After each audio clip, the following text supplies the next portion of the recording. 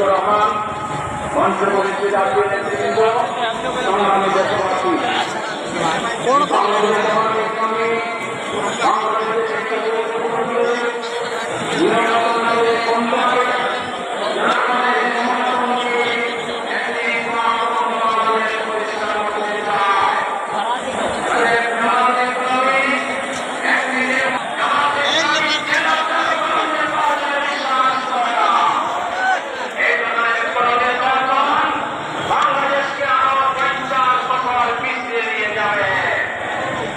আমাদের সুস্পষ্ট দাবি লেভেল প্লেইং ফিল্ড তৈরি করে বাংলাদেশের নির্বাচন দিতে হবে।